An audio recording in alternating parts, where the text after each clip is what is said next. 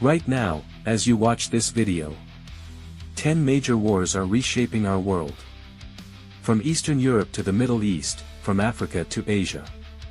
Millions of lives hang in the balance. Some dominate headlines. Others, the world has forgotten. But all of them are critical to understanding where our planet is heading, in 2025. This is Conflict Nexus Report. Let's break down the 10 most critical conflicts happening right now. The war in Ukraine has defined global security since 2022. And over 3 years later, it's still raging. As of October 2025, Russian forces control about 17% of Ukraine, including much of the Donbass, southern Zaporizhia, and Crimea. Front lines remain active around Avdiivka and Kupiansk, but neither side holds a decisive advantage. The cost is staggering, roughly 500,000 soldiers and civilians killed, and over 14 million Ukrainians displaced. Ukraine continues receiving Western weapons, F-16s, long-range missiles, and air defenses, while Russia shifts toward drones and attrition warfare. This war has redrawn NATO's mission, disrupted food supplies, and reshaped the balance of power in Europe. The Israel-Gaza conflict, reignited in October 2023, remains one of the most devastating wars of the century. The Hamas assault killed around 1,400 Israelis, mostly civilians. Israel's retaliation shattered Gaza. By late 2025, more than 38,000 Palestinians are reported dead, with most of Gaza's 2.2 million people displaced. 85% of buildings are damaged or destroyed. Hospitals have collapsed.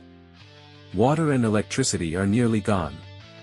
Hezbollah clashes with Israel daily on the northern border. Houthi rebels attack shipping in the Red Sea in solidarity. Ceasefire talks come and go. But the humanitarian catastrophe deepens. This conflict risks dragging in Iran, the US, and the wider Middle East.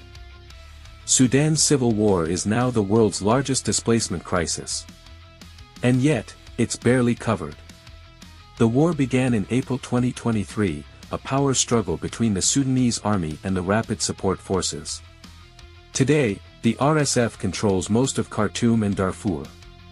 Over 9 million people have fled their homes. 18,000 have been killed. Famine looms as aid convoys are blocked. The RSF has been accused of ethnic cleansing in Darfur. Entire communities wiped out.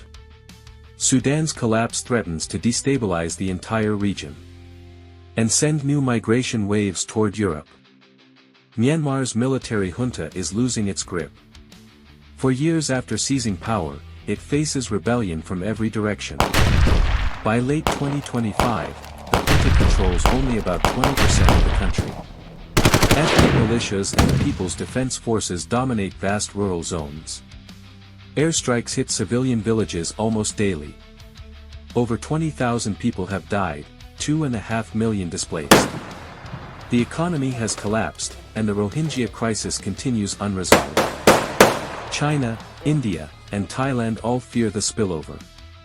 Myanmar's collapse could reshape Southeast Asia.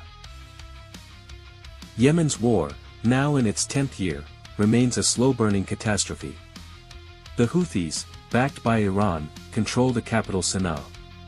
The Saudi-backed government holds the south. A fragile truce limits large-scale battles. But peace is distant. Over 377,000 people have died since 2014. Most from hunger and disease. 17 million face food insecurity. Millions lack clean water. Houthi drone attacks now target Red Sea shipping, threatening one of the world's busiest trade routes. Yemen's tragedy sits at the crossroads of global commerce and human suffering. 14 years on, Syria's war continues in silence. Assad's forces, backed by Russia and Iran, control most cities. Kurdish-led forces hold the northeast. Turkey occupies the north. ISIS remnants lurk in the desert. 500,000 dead. 12 million displaced. The economy collapsed, reconstruction would cost $400 billion. War crimes, torture, and chemical attacks remain unpunished. For millions, return is impossible. Syria's tragedy endures, quietly. Ethiopia's brutal war in Tigray ended in 2022. But the peace is fragile. Hundreds of thousands were killed.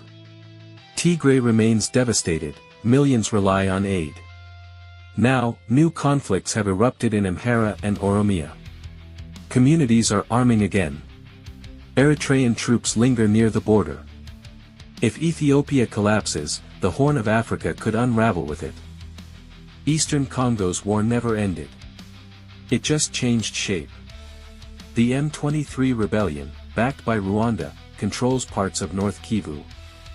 This is a war over minerals, cobalt, coltan, and gold. The same resources that power our phones and electric vehicles. 7 million people displaced. UN peacekeepers overwhelmed. Congo's war is the hidden cost of modern technology. In 2023, Azerbaijan retook Nagorno-Karabakh in a lightning offensive. Within days, resistance collapsed. Over 100,000 ethnic Armenians fled, an entire population gone. Azerbaijan calls it liberation. Armenia calls it ethnic cleansing. Russia looked away. Turkey celebrated. Iran grew anxious. The South Caucasus has been reshaped. And the balance of power there will never be the same. Kashmir remains one of the world's most dangerous flashpoints. India and Pakistan, both nuclear powers, claim it entirely. Skirmishes along the border continue. Civilians live under curfews and surveillance. Since India revoked the region's autonomy in 2019, tensions have only deepened. Any miscalculation here could ignite a nuclear conflict between nations home to over 1.5 billion people. 10 wars. Tens of millions displaced. Hundreds of thousands dead. And these are only the major ones. Each conflict connects through weapons, trade, ideology, and desperation. What happens in Ukraine affects food prices in Africa. What happens in Gaza reshapes politics in the Gulf. Congo's minerals power the phones recording these wars. The post-World War II order is fracturing. We're entering a new era of proxy wars, nationalism, and global instability. That's why Conflict Nexus report exists. To track these wars, and explain what they mean for our future. If you want deeper analysis and weekly updates, subscribe now.